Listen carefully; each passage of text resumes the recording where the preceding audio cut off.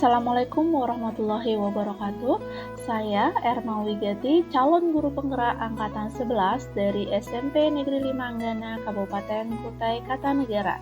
Pada kesempatan kali ini, saya akan mendemonstrasikan modul 1.4 tentang budaya positif. Demonstrasi kontekstual kali ini yaitu penerapan segitiga restitusi. Pada kasus pertama, yaitu murid terlambat masuk setelah jam istirahat. Pada kasus kedua, murid tidak menjalankan tugas piket dengan baik. Segitiga restitusi. Menurut dosen, restitusi adalah proses menciptakan kondisi bagi murid untuk memperbaiki kesalahan mereka, sehingga mereka bisa kembali dengan karakter yang lebih kuat. Restitusi bukan untuk menebus kesalahan. Restitusi adalah sebuah tawaran dan bukan paksaan. Restitusi fokus pada solusi. 3 tahapan dalam segitiga restitusi. Tahap pertama yaitu menstabilkan identitas. Tahap kedua adalah validasi tindakan yang salah. Tahap ketiga yaitu menanyakan keyakinan. Menstabilkan identitas. Berdasarkan prinsip membuat kesalahan adalah proses pembelajaran, mengubah identitas anak yang gagal menjadi orang yang sukses. Validasi tindakan yang salah. Setiap perilaku berupaya untuk memenuhi kebutuhan dasar tertentu. Guru akan berpandangan dari teori stimulus menjadi respon proaktif sehingga mengenali dan mengakui kebutuhan murid dan akan memperbaiki hubungan dengan murid. Menanyakan keyakinan. Murid akan diberikan pertanyaan yang bermakna untuk memunculkan motivasi secara intrinsik, mampu mengaitkannya keyakinan dengan tindakan yang salah. Kasus 1. Aurel sering masuk kelas terlambat setelah jam istirahat karena mengobrol dengan teman-temannya di kantin.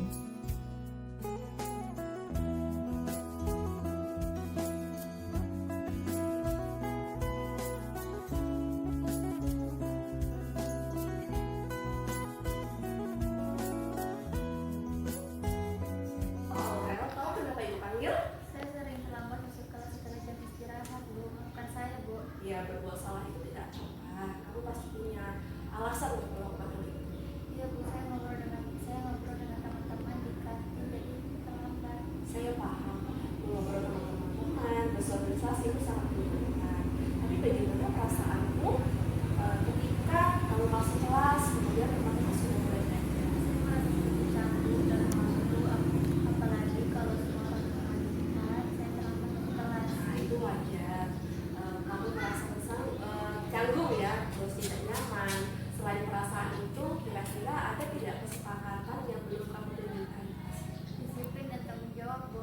Sudah kamu terapkan? Belum, Bu. Ya, saya mengerti ya, kamu butuh waktu untuk bersosialisasi dengan teman-teman. Namun, masuk kelas itu juga penting agar tidak ketinggalan pelajaran. Apa sih yang kita lakukan agar Aurel tepat waktu nih masuk setelah istirahat? Mungkin saya bisa mencoba mengingatkan diri untuk berangkat ke kelas beberapa menit lebih awal.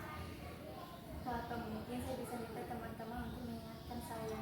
Ya, itu ide yang bagus. Dengan begitu, kamu masuk dan menikmati waktu di kantin, tapi tetap masuk tepat waktu ya.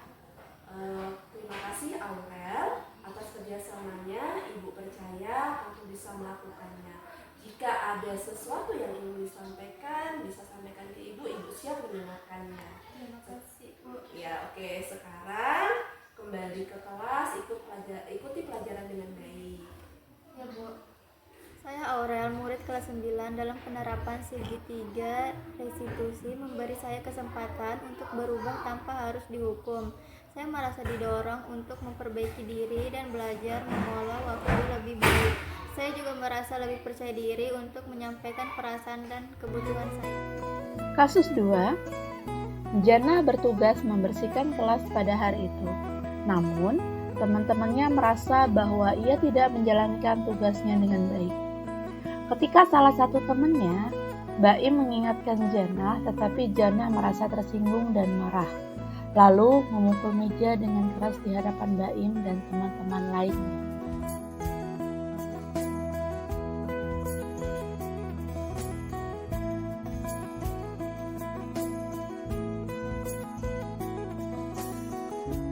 Saya mendengar bahwa tadi ada situasi kelas kamu yang tidak nyaman ketika Baim menegurmu untuk melaksanakan tugas piket. Bolehkah diceritakan apa yang terjadi? Iya Bu, Baim bilang saya tidak membersihkan kelas dengan baik, padahal saya sudah mencoba. Saya merasa marah dan kesal, lalu saya memukul mejanya Bu. Itu hal yang wajar kamu lakukan karena tidak ada manusia yang sempurna. Ibu tidak akan mencari siapa yang salah dan siapa yang benar. Ibu ingin mencari solusi dari situasi ini. Iya Bu, saya merasa dipermalukan dan tidak dihargai karena saya sudah melakukan yang terbaik, tetapi sepertinya mereka tidak menghargai usaha saya. Saya mengerti bahwa kamu merasa tersinggung karena kamu dituduh tidak mengerjakan piket dengan baik. Padahal kamu bisa melakukan hal yang lebih buruk lagi daripada itu. Kamu patut bangga karena melindungi sesuatu yang penting bagimu. Sekarang mari kita bicara keyakinan kelas kita. Kira-kira keyakinan kelas kita yang mana yang belum kamu patuhi? Sikap baik dan saling menghargai Bu. Baik, menurutmu sekarang apa yang kita lakukan untuk memperbaiki situasi ini? Mungkin saya bisa bicara baik-baik dengan Baim dan teman-teman lainnya, meminta maaf karena saya marah-marah dan menjelaskan mengapa saya tersinggung agar mereka bisa mengerti. Itu ide yang bagus. Sekarang Jana boleh kembali ke kelas ya. Terima kasih. Saya yakin teman-teman Jana akan mengerti perasaan Jana ya dan memperbaiki situasi ini. Terima kasih Bu, saya akan bicara dengan mereka. Oke, kembali ke kelas. Saya Nurjana, kelas 9. Dalam penerapan segitiga restitusi ini, saya belajar bahwa saya diberikan kesempatan untuk berperilaku lebih baik lagi tanpa ada hukuman atau dimarahi oleh ibu guru. Saya jadi tahu bagaimana mengelola perasaan saya dengan lebih baik lagi di masa depan dan bagaimana menyelesaikan konflik dengan cara yang lebih positif.